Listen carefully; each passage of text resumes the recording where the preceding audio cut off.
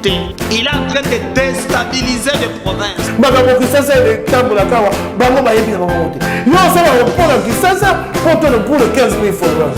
Le président Félix Antoine Tshisekedi a repris le projet.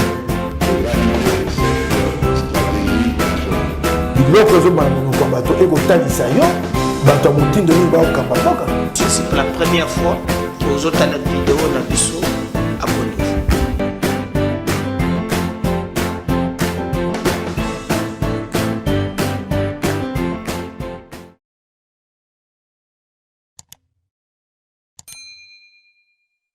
Azalaki mokolo alobi na balabala bloc patriotique pour na kobeta masolo pour na koloba ete singeli to trouver bongo consensus na oyetali bongo question électorale de la République démocratique du Congo nanga mosusu pe élection ba gouverneur esalemaki awa na ngoma mokonzi Kinshasa vice gouverneur ou a remplacer mon mboka na Mungu ezali bongo Jekoko Mulumba cadre IDPS. Est-ce que les bongo respect il y a géopolitique il y a République démocratique du Congo biso tana ba question ba réponse ezali bino batata maman mbote na bino vous allez sengo pona ngai Sarah Kabengele mita la grande envergure kokuta na bino susu poko lelo ndeka boyebi ete ba question ezebele ba actualité ezebele to sola kango awa na to sola mboka na tingi télévision chaque samedi 22h10 dimanche 8h15 mardi 23h45 bipa wapito solaka ba République démocratique du Congo na moyimboka moko alobaka malamu asalaka malamu akanisaka malamu na cadre hygiène mentale lelo nani Médard Kankolongo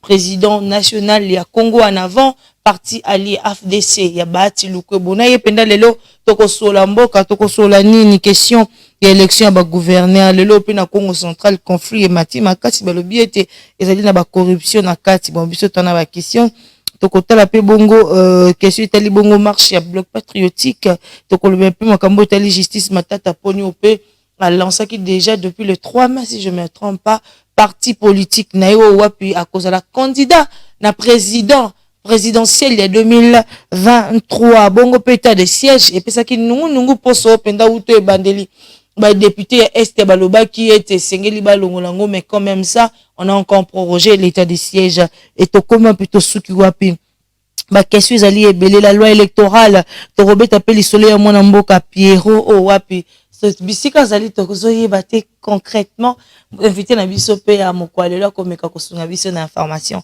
alors to pesier mbote madame mbote na ba nyonso ba kolanda biso na poko lelo merci pour na inviter biso na plateau na yo. Merci beaucoup président Médard Kankolongo to fungola penda basango lelo ya koloba ete bloc patriotique mokolo bazalaki na nzela pona ko senga bongo consensus na makambo etali question électorale esengeli nanu to sola ya mboto keni mapona me ebongi na tango tozali to esengeli kaka to kende mbala moko yambo oyebi ngai na bunda itomba ya démocratie d'ailleurs démocratie etambolaka na biloko yo démocratie etambolaka na marche na sit-in etambolaka na ba meeting populaire wana ezali biloko démocratie eliaka okoki koloba ke démocratie eza na mboka te soki olongoli biloko wana et c'est ici l'occasion de condamner na monake mikolo lekaki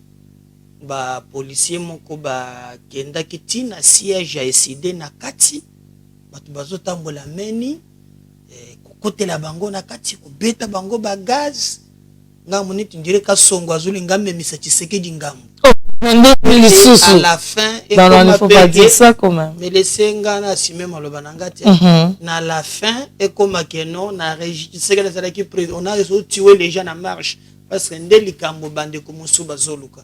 Comment les gens qui manifestent bon parce que la police aussi azalaka wana pona au ordre public son monique bato balingi bato l'ordre public a ko utiliser gaz à disperser bango mais ceux qui bato basi ba kimi ba comité na kati ya permanence ya parti pourquoi on a bango kuna boso bazo bamba banga ba koyoka te non la police baza déjà na kati est-ce que tu comprends mais na balabala bana droite ko banga la police est là parce que plus au tambour faut que tu as ordre donc ngana mona kili kamboni surtout biso bato to nyoka na nzela wana ngana la ba kuba na yebi pasi ya konyoka na marche donc nakolinga likambo ya mibale kasi ata bato bakotambola je préfère mona fayulu atambola na nzela na bato na ye mais bondoki na kadari yona mfandi te okonguluma otro fandi wana lo bashada nana mfandi te okonguluma ya tu ozo bande bavandaki na se babi te kokende te tokolalawa d'abord komona les sanguinaires j'adore ceux qui ce sont des sanguinaires. Non, faut pas dire ça. Oyebi bato, obi quand est-ce que comment on s'appelle Salama? Qui était ministre intérieur?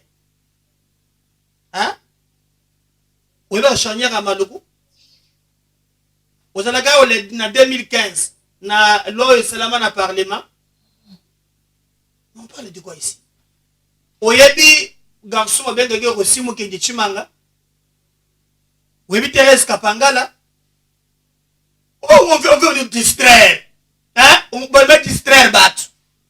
Moi, je préfère que Bandeko Yanga Yalit, Tobunda Nango et Batambola, et na kolingate, que Bape que sa kotambola na bango, que la police a sécurisé bango, après sa bango tam. Mais comment na babomi, baye basasi, baye oyo, hein? Basimbi makila, ba ko distraire, et bazo participer dans les réseaux sociaux. Et na Yoga Shadar.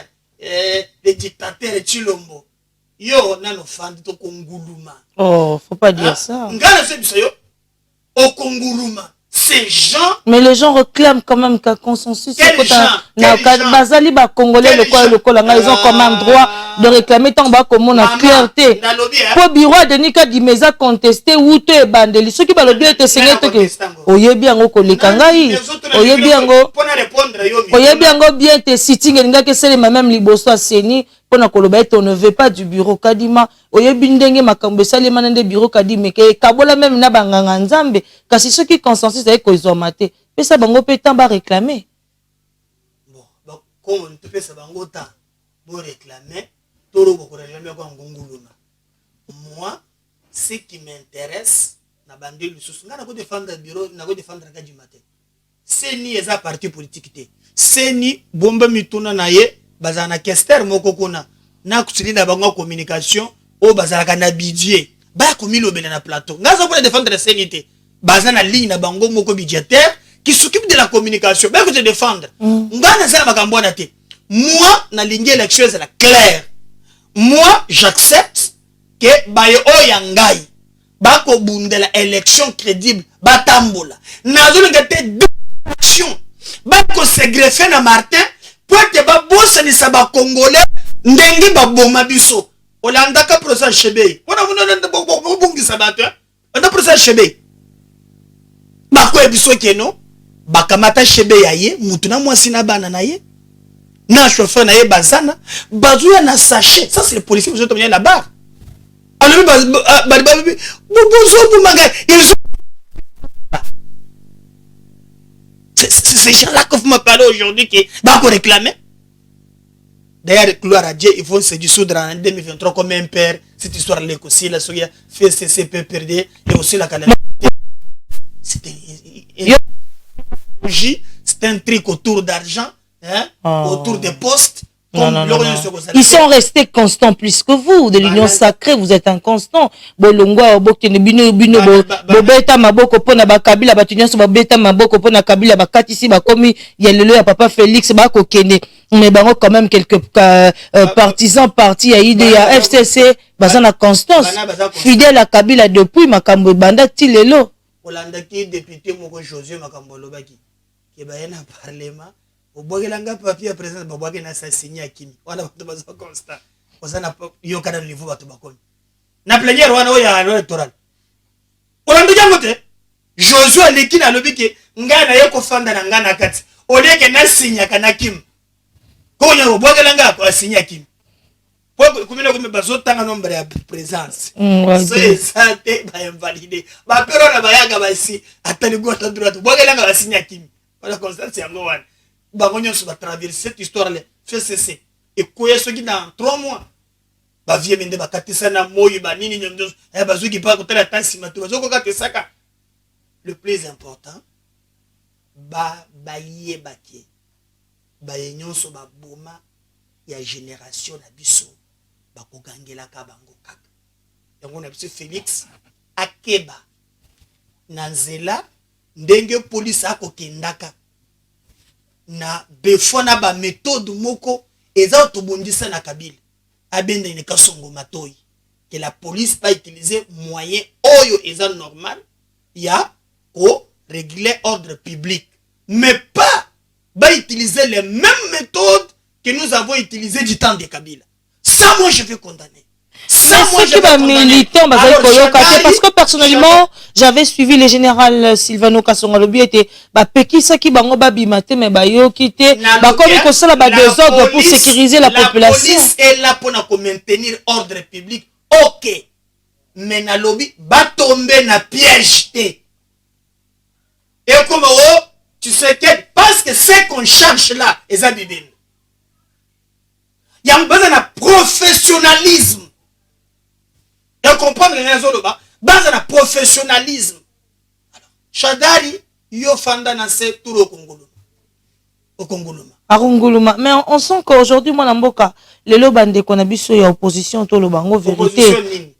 Kocha bango te Black patriotique. Non, na pesa conseil na lamuka na Martin fumu peut pas entrer pas fumu peut aza konate. Fumu bene.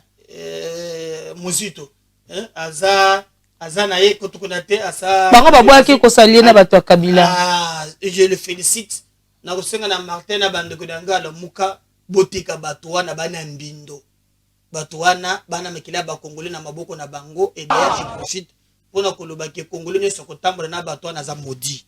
Oh ah oui yo komina po modio bato nga na zoebisa yo eza makambo ya koloba teke nazana ne congolais nyonso oya kotambola na bango aza maudit. Donc un congolais conscient okotambola te na ba sanguinaire pour na koloba ke bozo réclamer quelque chose, c'est inadmissible. Mais moi j'ai beaucoup de respect pour Martin Fayoulou, hein, combat na yé, le grand opposant de la République démocratique du Congo. On a besoin de ça. Dans la démocratie, on a besoin de l'opposition. Parce que le pouvoir, oui, nga mikolo na ko tala moi chik nanga droit, professeur nanga droit conseiller Ndiolazue, c'est biso lobby, le pouvoir rend ivre. Même quelqu'un qu'on a appelé David, l'homme selon les cœurs de Dieu. Mais tant qu'on a pouvoir abusé na yango, l'homme selon les cœurs de Dieu. Le pouvoir est comme sakamuntu ivre et il faut pouvoir mususu. Et que je trope yango. Yango même na constitution na biso bakaboli biso. Séparation de pouvoir. Le pouvoir arrête le pouvoir. Au moins, donc, moi j'ai besoin de l'opposition organisée. Mais est-ce que l'opposition de la République démocratique du Congo n'est pas organisée? Ah, au côté de bango, moutounanga, ça opposition, t'as côté de bango, mais moi j'en ai besoin. On n'a pas besoin de... C'est que par rapport à la lecture, d'ailleurs. Non, on a par rapport à la lecture, Nando Komoni, l'opposition, Lelo, parce que vous reconnaissez que Martin Fayulu, c'est un grand opposant de la République démocratique du Congo. Merci pour la reconnaissance, mon Ambo Kameda. Mais les Kamotosan, est-ce que oh, tu peux évoquer organisation? Je n'ai pas opposant. Bazan un bloc patriotique va créer pour na.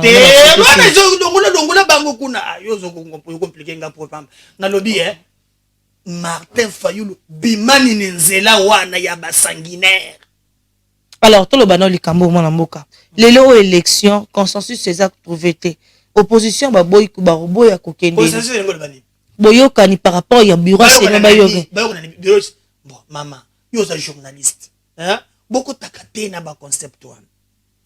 Consensus ba boyoka na likambo nini. Mais bureau to di maizali oyo bango balobi ete. Banani balobi. Opposition mboka. Mboko yo kufika po balobaki. Banani. Opposition lobini. Mais modèle o Denis Kalimatia makina bureau et pesa ki bango esengote parce que batabanganga nzambe bango mo bakabwanaki. Alors ce qu'il faut qu'on trouve consensus mabe ezawapi en tant que ba congolais ko solola. Voilà. Pona émission na yo le bigeza caractère pédagogique. Pour toi na émission na ko bayeba.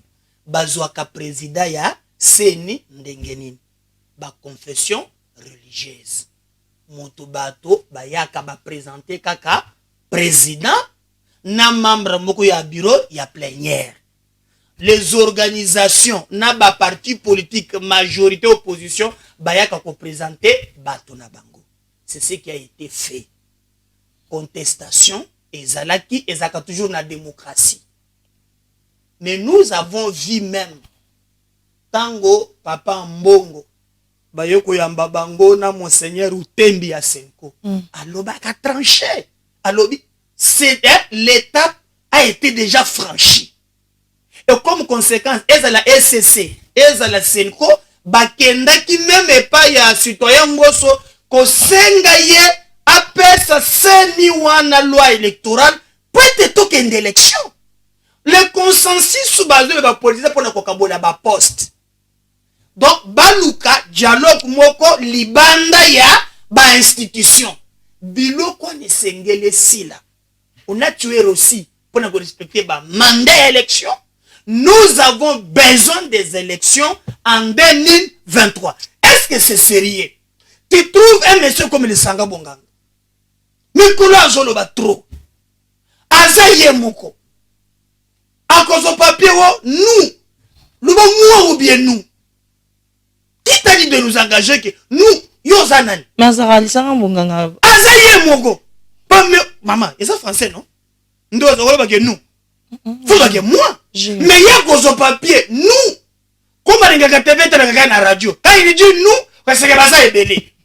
Nino, tozoluka dialogue. Libanda ba institution. Est-ce que tu peux t'imaginer que tout ça la kamboka ya bongo? Démocratie au pouvoir ya peuple. Après 5 ans, après ça a évolué. Mais elle a connu l'élection, mais il biso tozaki une élection 2006, 2011, 2018 et l'élo. Peuple ba collé la kaka avant, pendant, après élection, situation peuple congolais ko changer. Te okobi sa biso était et bongi kaka to kendaka na maponami. L'élo nga na ko le baté que makambo bongi nyonso non. Mais les élections nous permettent si mokolo tokozwa ka bato biso bo tokanisi. Mais le temps passe. Non mais le temps le pays ne fait que s'enfoncer. On est par exemple na mboka oyo. Tozalaki na makambo ya muyibi ya kosakana te. Ata lelo ebongi te. Mais quand même muyibi diminue à 1%. Omoni tozalaki na IGF non? Est-ce que bande ko sala te? Lelo quand même on est que non, musolo ya l'état na patrouille financière na bango et ko zongi c'est que moi budget et mat. Mais est-ce que muyibi esili te? Pour il y a Félix saison péché que bazo ka bazo bim. Le tombeau est vide. Ne côté pe libako ezali. Ce que président ko ya lobby. A cause de que bazo kanga mais bazo bimate. Mais pour le mboko ni ko kanga quand même. Ata ofandi kuna cour de cassation pouf obimina yo. Mais il y aura un moment où au fur et à mesure que nous changeons de dirigeants, il y a quelques acquis qu'on peut capitaliser par rapport aux élections. Au moins, c'est pourquoi ton lobby pas question il y a kolukaka ba dialogue. Congo avait mon parti politique, tout ça clair sur ces points. On tergiverse pas question de dialogue. Allons-y que les peuples tranchent na Bayern.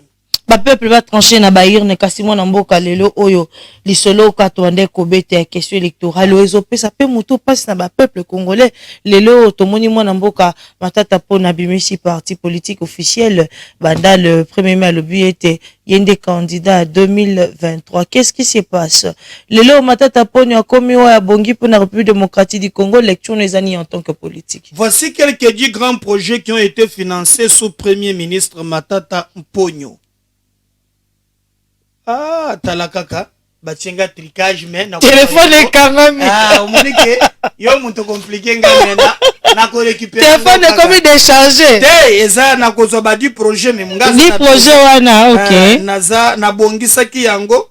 Donc moi, je ne peux jamais alors mokolo mokote, au mona ki problème ezali, c'est que nazu yango. Nazu yango. Nabandu lukango na bigi ko trikenga mena ko zwaka. Na 10 projets, c'est le Congolais à trancher. Tozali na 1 ferme agro-industrielle de Bukangalozo. Coût du projet 285 millions de dollars. Le Congolais bayeba 285 millions na Bukangalozo. Oh matata fallait exécuter. Yango nazo dit financer. 285 millions de dollars. Et seulement Congolais ne pas juger non? Ngako lo batte bango suku bat oyebeki bat bazol bazaka pe mai baba landaka biso. Ba maile ko leka pe biso bango nde ba komona. 2 projet de construction de 1000 écoles dans tout le territoire de la RDC. Coût du projet 150 millions de dollars. L'école est tongama. Peuple a répondre ngai. 3. Les projets d'achat de locomotives.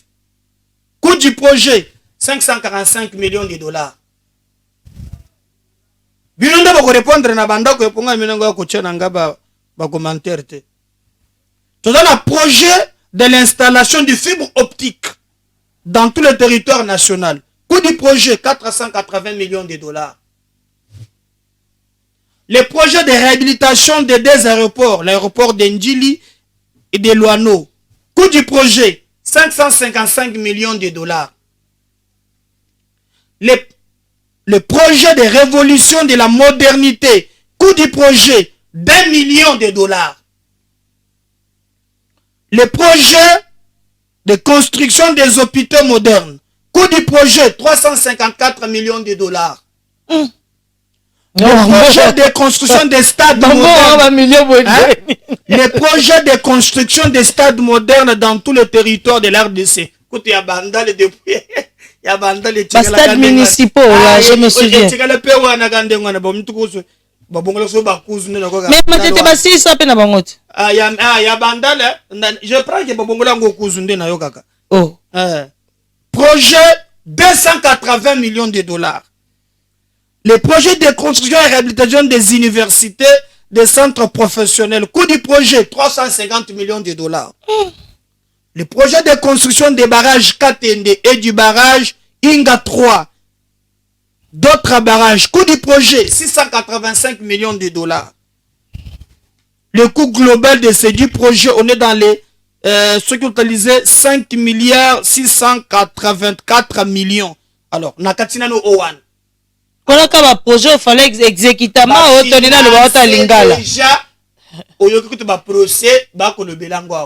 c'est les Congolais de juger. Mais j'ai entendu, le couteau et le comment tu te montres quelque chose comme ça, ma tata nous dira, le président, il a dit qu'il est fier de construire dans son pays, qu'il n'est pas qu'à construire ici comme ça. Bon, je crois qu'il ne faut pas. Moi, il est quand même la fierté de ce pays, hein. Exactement. Université Kota Kindouana, oh, mingi pe abino kutinyo, sacré boko kokakosate. Il faut investir na République. Moi, na mitchaka place à justice. Hein? Justice. Nous le que dossier est na justice. C'est justice. Mon te retracer, bah revenir à mon Moni. Parce que dans un pays, lorsque vous gérez ce qu'on appelle le devoir, il y a redevabilité. Moni, papa tu bande ko fota yo boni. Hein? La loi na biso prévoir qu'il y a ba ko na pouvoir, faut de déclarer ba bien na yo. Ata ba sala kangote. Ça nous permet que mokolo kolongo na pouvoir, ba to ba ko évaluer train de vie na yo, na salaire na yo. C'est ça le seul pays ozo mona monte ba na tende bu na tongo o mi yo soki amboa, soki andengedini. Abandi ko tonga ba revenu zo top. Et pas na ngana za na ndako moko zo sur 4 ou 5 niveaux. Bako tongoto en général. Général, dans le football. Et lorsque la corruption, le détournement, la gabegie financière, et vous en avez un cannabis, tu ne développes pas. Moi, je suis d'accord que tu vas investir. Mais ce qui est Kandimboka, nous avons un ting boy. Attends, aux UTV, au Bétangomba, ça devient un abino. Non, tu ne le cas. Ça fait privé. Mais lorsque vous acceptez un Kokamba, bien public, il y a bisognoso. Si manayango, il faut rendre biso compte. Botala musala botinda kingana sale la bino, li futu bo pesi bino yango iboye boy. En tant que politique, le bilan yokosa na gestion à ma tête en tant que premier ministre, il a quand même pu stabiliser le dollar à son époque. Nonante bouja qui était bisi combiné le beaucoup kokate, beaucoup tata banaka, beaucoup taïbiso kuna 16 et comme na 20. Mais moi si quelqu'un fait des bonnes choses, il faut que je dise ma frère, nous ne sommes pas là quand le Wakamwamabe, non. Au moni, n'a pas exemple. Ce qui Kabila par Ayaka Ao 2007 organisé l'élection à Kei. Hein? Ça qui est bateau beaucoup. À respecter ba mandat. À beaucoup mabat. Tu dis que tout est l'histoire est président de la République. On ne dit pas que Makambu ya Mabeno a tchaka ba projet ya projet Bokankalo. Ce que c'est Mak. Mais projet parce que Masango monsieur Toltoli pe yango. Tomoni Congo Airways. Avion volé kaka na Tongo et Betukuru moko na Kisangani e ko felikuna. Quoi avion? Oh, qui pas vite le ngora balboko course ka mongo wana lo wapo na vie abino tel même joueur même championnat RDC et kokobeta maté ça kokobeta maté pour moyen de déplacement. Il y a des choses, des projets qu'il avait lancés et que nous pouvons que lui dire merci bien que ekomi na sukate. Maintenant problème ezali ebimi na mbongo boni. C'est pas comme la Congo Airways que le temps congolais zaka na 15%. Nous avons pas part ya ba individu na Congo Airways. Est-ce que tu sais ça? Est-ce que le Congolais ba yebi? Wana Congo Airways na zebisa yo au Congo Airways l'état n'a que 15%. Or normalement l'état Congo c'est quoi 75 ans etikale kendaka wa mais bakaboliti oza na part na ye par exemple omoni biloko bakataka ya avion to bandi kolia babesoka mwa gâteau na mwa nini kuna ngo $35 yebaka ngo bon mais bendo kende wa c'est pas seulement qu'on lancer ba projet mais qu'est-ce que et batemi na ba projet mais s'il y a de bonnes choses nous ne sommes pas là kaka pona ko le makambo ya mabe non s'il y a des choses qui avancent il faut que le banon iyo par exemple nous le ban fait cesser non moi je garde mon souvenir de lui asa muntu akabila bosco souvenir nous en malam pour matata pona on a tout le baron il a lancé quand même des projets où ceux qui vraiment et bébé pour aider et bongi tenga za besoin sanga projet et bonga souvenir à malam mosa nango et maintenant muntu na ko bosser peut ko rappeler ngati tenga na otu na yo mais nga soki pe na bosser mais maintenant muntu na ko bossana c'est que olingo sans cause na idée monter malamu ya idée malamu naza nango za ba projet o ya lancer te naza na niveau ici et lancement et salema et simba mais ozo tuna ngane songa na naza nango si ozo na yayo na muntu na ko bete peli bako o rappeler ngai ba imbo bako landa très bien ngana moni quand même o ya lancer mais na moni bukanga lonzo to diki masango soki botaki ndenge nini bakataki ba lignère ba cheba moteur na tout ça. Hein? Congo Airways quand même, il s'est pu tenir. Il a lancé des projets. Je garde de lui un homme organisé. C'est tout ce que vous gardez de lui. Oui, donc il pourra aussi organiser la République démocratique du Congo. Mais son Congolais est jugé par rapport au projet dans le lobby parce que Balandani, tant que ma tête a longné dans l'andi, je garde quand même souvenir naïa, mais qu'on lance un projet, Ata et Simbate. Montolandi Azanan. Sami Badibang. Oui. Sami Badibang. Je garde un souvenir que nous na moment na ye bana basi bezo zemi ebele pour le bocha bazemi na kufuta maternité yo na famille bocha zemi te même pour le bocha zemi futi maternité oh maternité gratuite et pour na bana ba botaman désordre hein oui James après papa Bruno Chibala ouais nzenzet ye wana je garde un souvenir ya ba palais ndena yo kaka ba palais ndeni donc atonga ba palais atonga ba palais na compte na ye ya mboka quelque chose na soki ya mboka soki atonga me ba palais mbebiso moko za na lemba wana ba tel moko munene na kota te wana zo ba béatitude na sous région na yebi te yom to kolo na be sanga ba biso za ya ye na yebi te soki pe na nyangwa o soki na kalembele batu baloba kaponga il faut voir des preuves mais ba confirmer que za la ya ye muzo za la soki nususu wapi wana je garde quand même na za motongi munene donc c'est tout ce que vous gardez de nos premiers ministres. Mais où est-ce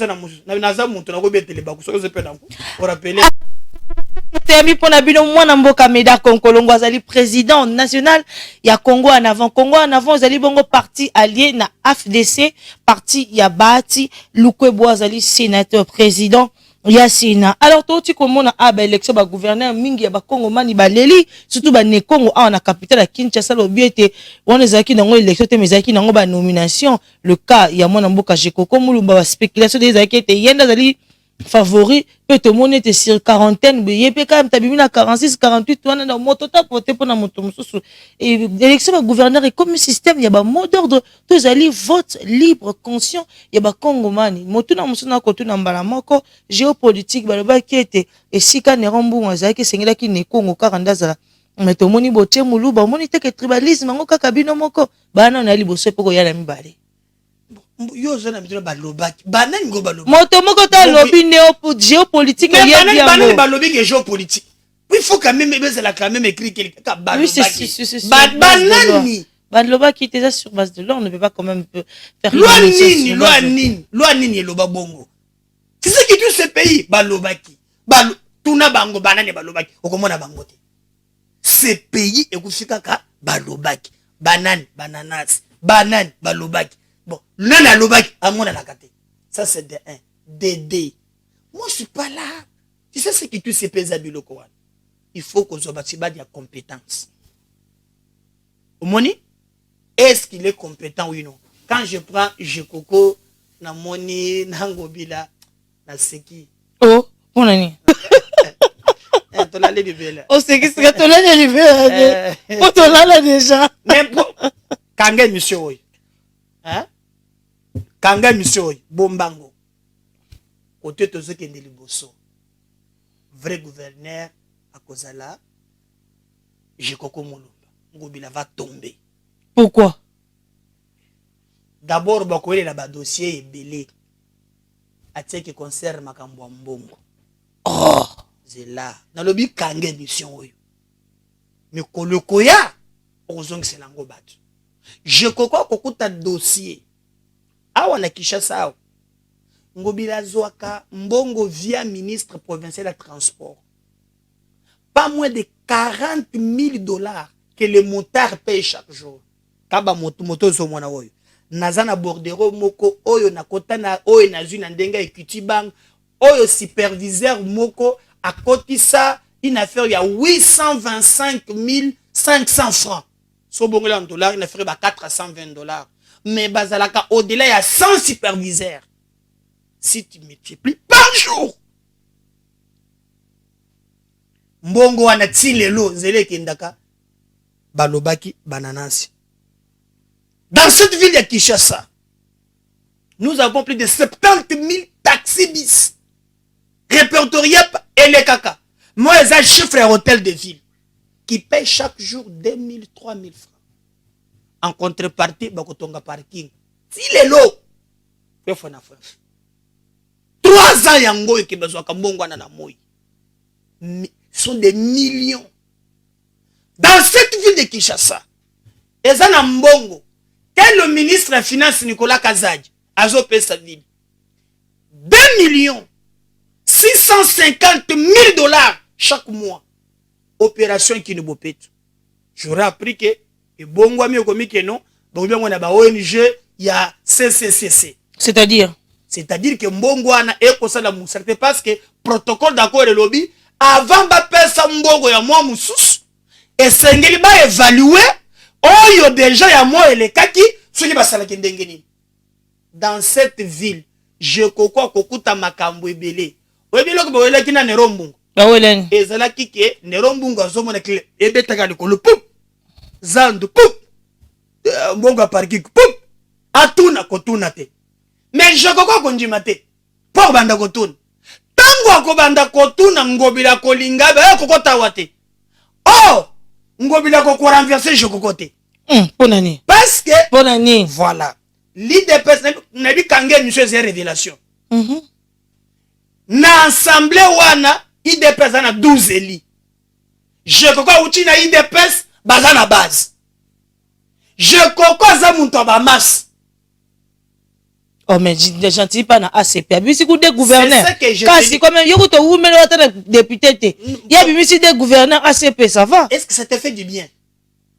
Bino ba presse osoli na te tozo na wata oxité wana. Tozo offre le babere na réseau le pe wana. Ça osoli pona mboka. Yani. Na réseau le place wana. To si ça na o. Okomona ke gentini akokoka ko renverser je vais renverser nerombungu te parce que d'abord d'une manière générale l'IDP c'est sa base ya jekoko koko sakanate et ba griller fiole ke belé kala mingi to bolanda ki ba pesa ki motion gobela question avec débat goda fandela ki yango mais même que les autres kenda ba motion koya gobela va tomber.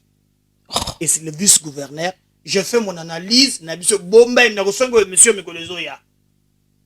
Et c'est le vice-gouverneur que j'aurai d'office rôle ya parce que c'est que Ngobila fait pour la vie de Kinshasa. Il peut jamais aller aux élections avec Félix. Comment ça? Qu'est-ce qu'il a fait? Il a amené le projet de Kinbopet aujourd'hui. Donc, comment on a bangé?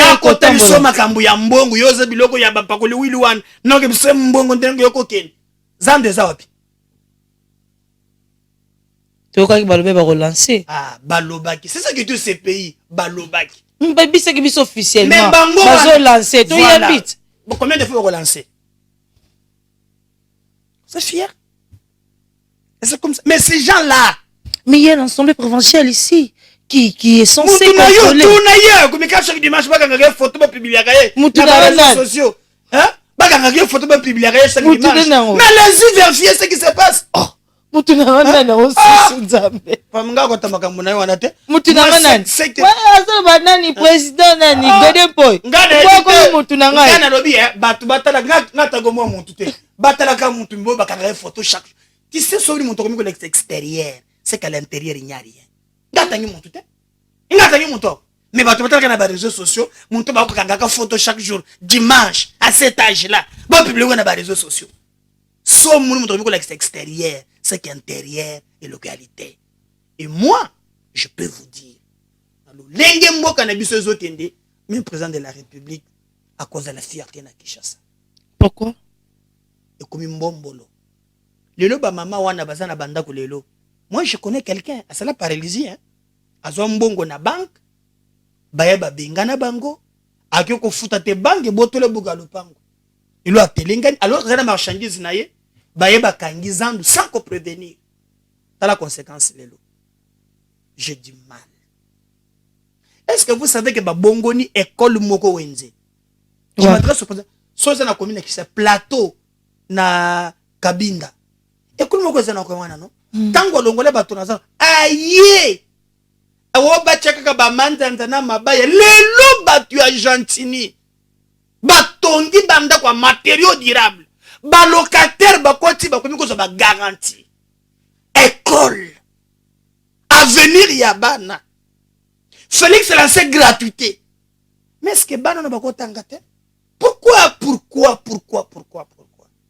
donc ngolo ba été soki na landi discours na yo bien était gentil ngobila azali libaku pona bokonzi ya Félix monene mais ba lobeka za baninga so ba za ba camarade ndé ba za kami balé na ebité Pognon so salaka oyo na mais c'est grave.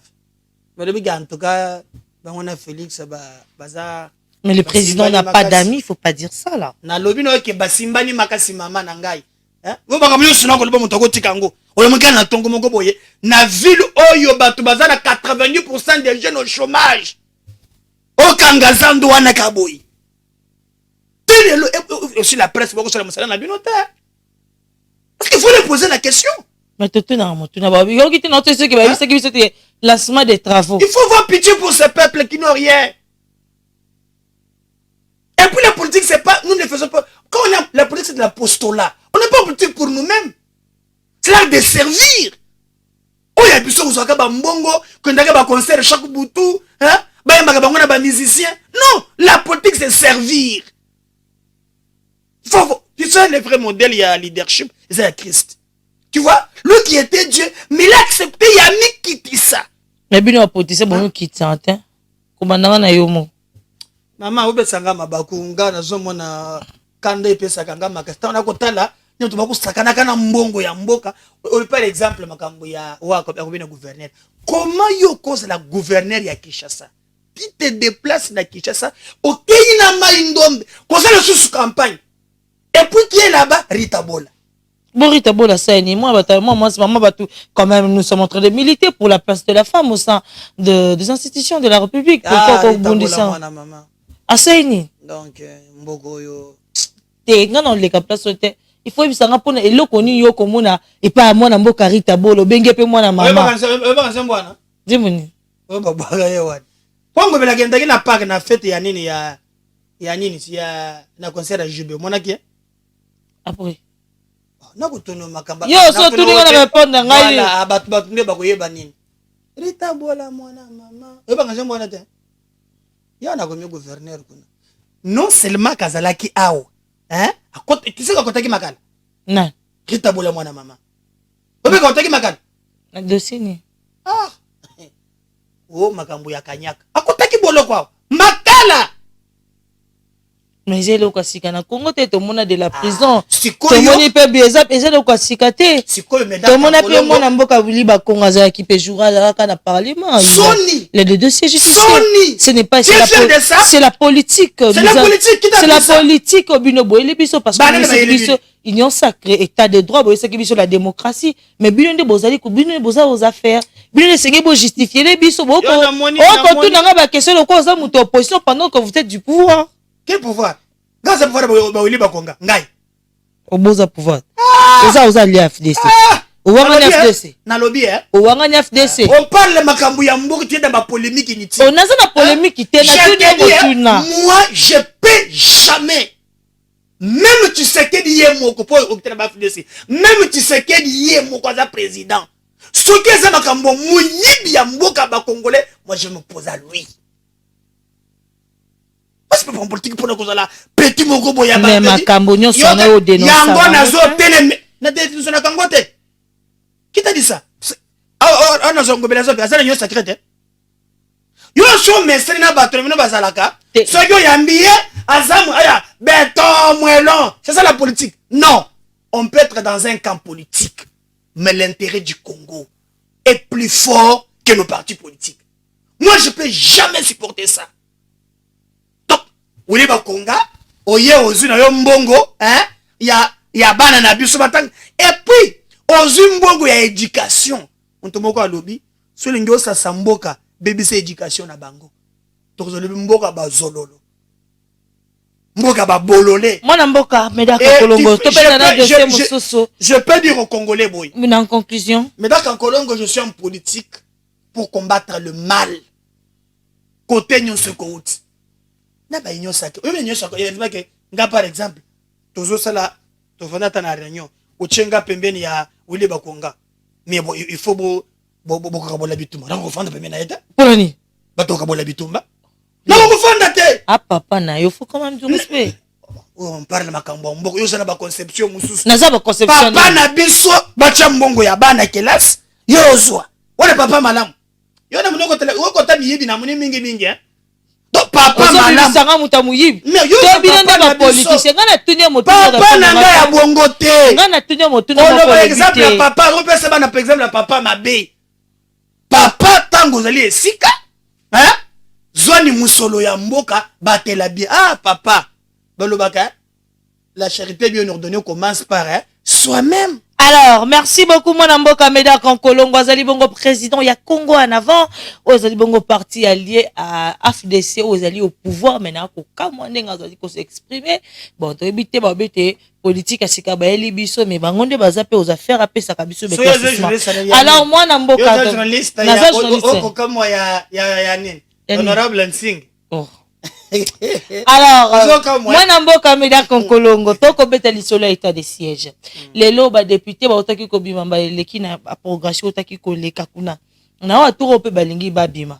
Mais to tika na mutuna mwa ko luka koyeba état de siège de tout mon chef de l'état a que même négociation na ba groupe armés locaux juste pour trouver la paix. Mais bango kuna balobi était état de siège ezali na motuna ezali na ba répercussion à malamonté. Alors pour ce faire avant répondre nango na ko inviter ba téléspectateurs na biso bali ko tala biso ba la nana no moko ya réaction ya honorable Alfred Maïcha azali bongo porte-parole national ya UNC azali pe moko élu ya bana ya Goma apesa ki moi maloba na moke kolandisama situation na bango o bango balingi pe posa motema na bango kolandisama état de siège nazongi pa na yo je signe la langue na complicité na dans Maya là-bas mais kako proposer biso et puis nous allons revenir.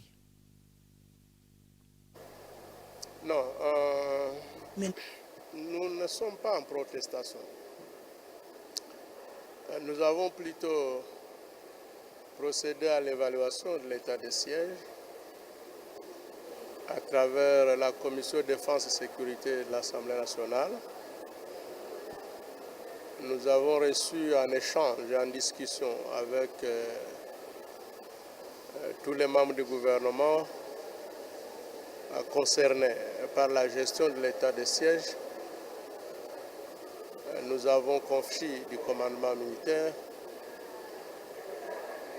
Nous avons à l'occasion même fait venir les deux gouverneurs militaires pour comprendre l'état d'avancement des opérations sous l'état de siège et comprendre la différence entre le mode opératoire des opérations sous état de siège et le mode opératoire des opérations en temps normal. Le Premier ministre a pu se déplacer dans les zones sous état de siège, accompagné de membres du bureau de la Commission défense et sécurité de l'Assemblée nationale.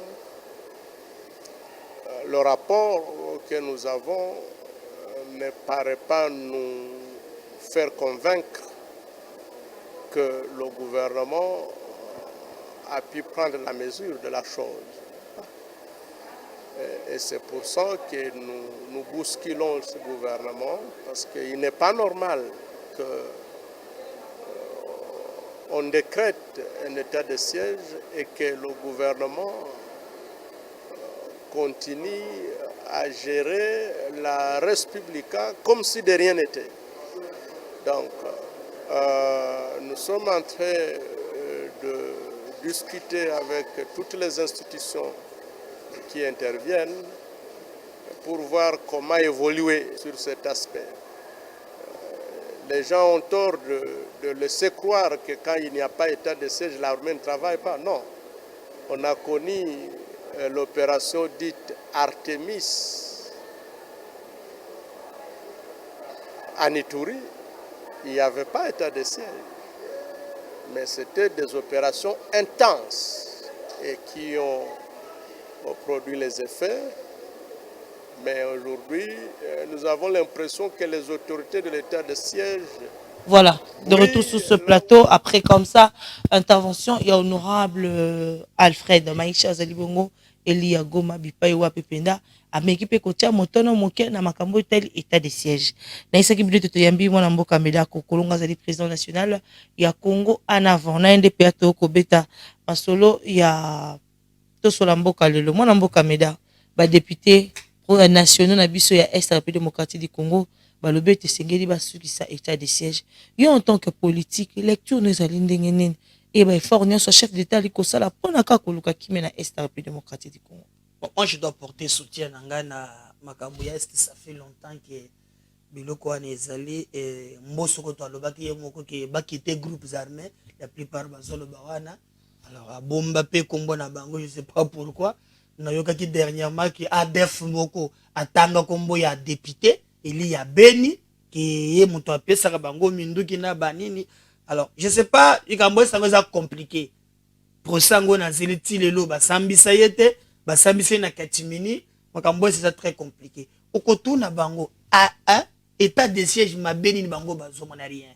Mais les informations parce que sur le état de siège les autres salake ba mabulu na bango ya ba cobalt ya ba étain ya ba nini ba ko tumole le pour toute la plupart mboso monto lo baki za na ba groupe armé parce que ba groupe armé zo fonctionne sur normalement té il faut être ekata bazongela ba civil ba betaka ba cop na bango c'est clair et net.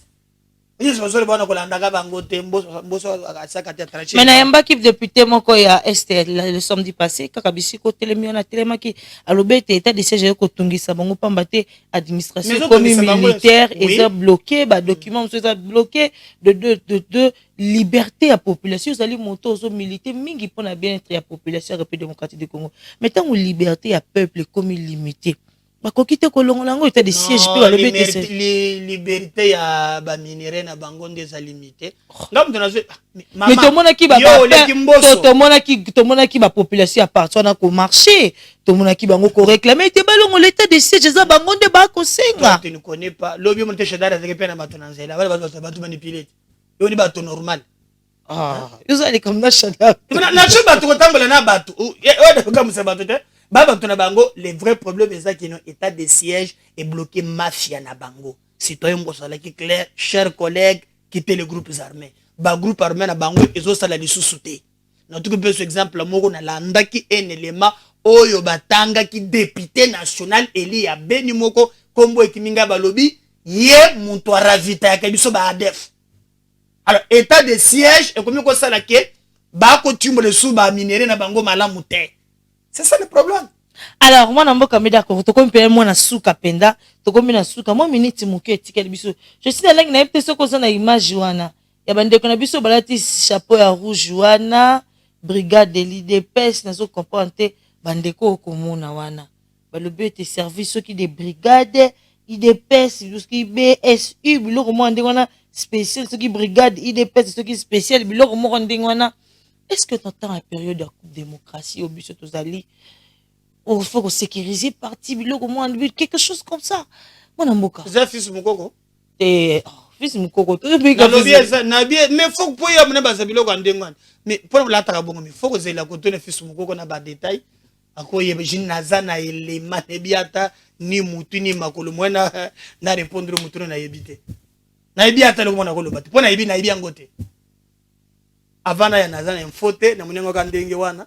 Et donc tu as fils mukoko mais soko tuna. Tu as fils mukoko tenga na. Na lobi faut que tuna fils mukoko fondateur na ngwa explique pe so ba ile mpunga. Oh yo lobi kwa la bele mate bende ne comme ce fils mukoko de fondateur. Pona mona ala taka pe loko ba ngwa mutu. Soki ba s'organiser, ezaba kama na bantu kala na élément ko commenter ne loko na te. Bani loko commenter. Na bitu soki ezali na yebite. Faut que tuna ngwa fils mukoko. Alors pour na kosilisa dossier ya mwana mboka Pirol. Lelo yo radialiste na biso ba journaliste.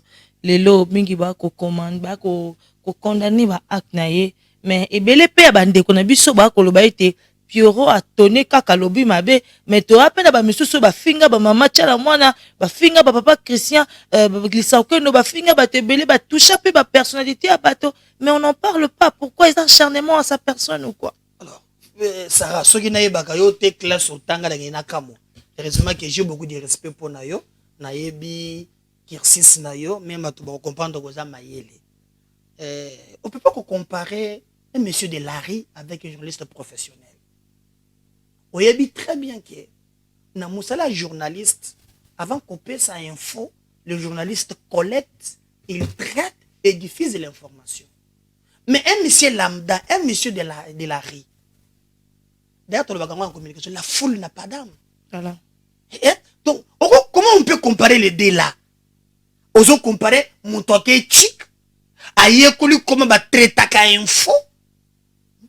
Même dans la classe, moi j'ai dans la classe, il y a ce qu'on appelle l'opinion, qui est un grand genre. Ce qui permet que les journalistes. Mais on précise toujours que l'opinion n'est pas une information. Parce que l'info, il faut traiter pour que sentiment on a cacheté. Pero, il peut dire des choses dans la démocratie. Mais l'olengeni ya kolobelango comme journaliste professionnel. Bilok musuna lobi yango. Muna ozozo ngisanga na nzela te. Te. Ozo muna ke ozo sala musala na yo. Ce qu'il a dit. Hein? Il est allé au-delà.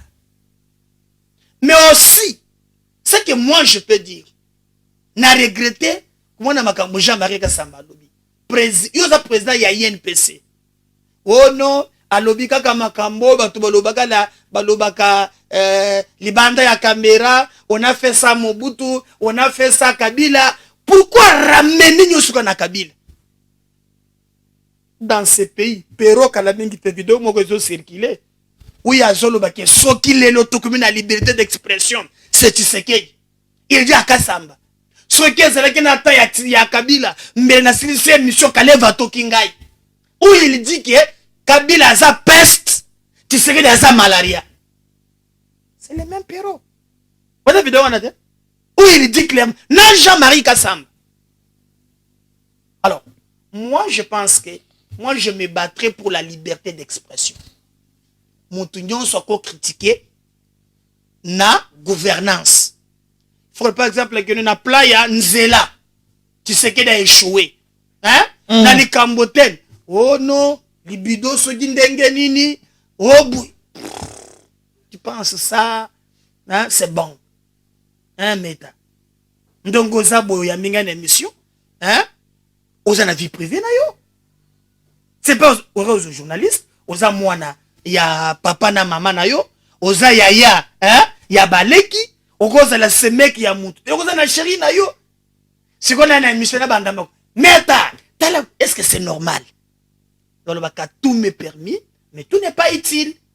Donc moi je pense qu'il est allé Moussika, mais l'obité que va intimider yé.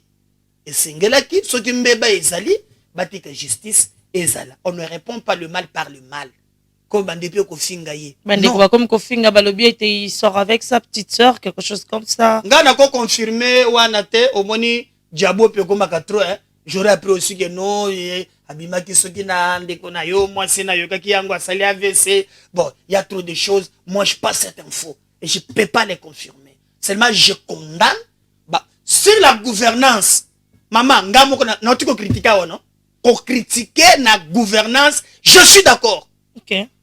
Moi, par exemple, je comprendre tout comment beaucoup kanga muto yebi mbongo, hein? Batiki. Mbongo ezongite. Moi, je critique aussi. Batu nyonso bakena procès 100 jours. Le tombeau est dit kuna. On critique. C'est notre pays. Mais kokende siko na makambo wana ndeza eza mabe. Matondo na mwana mboka medaka kolongo to kombongo pena na suka mokola lelo eza kese. Comme Nasuka. Azana ba plan na ye. Mon attend sur le bas. Oh non, ba publier. Moto moko azo finga ka batu moko na TV. Oh, ntala ndenza boye tala. Moi si moko abenganga. Nazana. Yo zaka be formation. Nazana ya yo zo le ba wan. Nana ye ni sato. I video. Nazo bisayo. Yamuno makambo on s'est aussi émission ça c'est ça na je bisayo moninga na bino kaka ya biso afandele émission wa makambo mitakala yo ko publier il faut pas dire ça la télé quand même nazo ngona télé po yeba no bisanga ikobomote chaka ni mai na vino po ya yo pesa ba plan yo kozala kuna eza ndenge nini so bateli ya yo alors très grave tokomi na ba do ça ila commentaire tokomi na suka mwana mboka medaka kolongo tokomi na suka pona lelo eza sera pona biso koka kokuta na mokola lelo merci na participation na invitation mais là au moins suka poto kabwana vrai ou faux ou répondre encore par vrai ou faux non nga na répondre ka mitona na tête te wana va répondre c'est que na tuna na kate ah côté na wana ya vrai ou faux to na tête. J'ai quand même le droit aussi. Il y a quoi s'expliquer t'es vrai ou faux quand non, on a vrai ou faux. Kabayoka nan. Mais il faut d'abord na ngai na yo comme. C'est que to sur la mboka de Sili.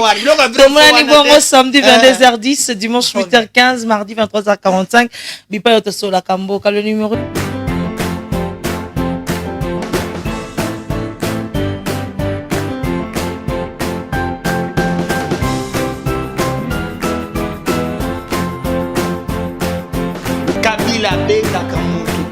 Il est en train de déstabiliser les provinces. Le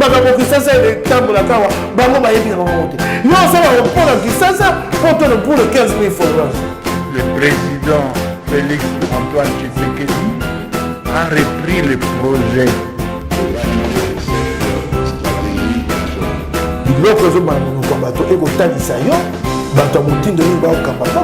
C'est la première fois que vous avez la vidéo dans le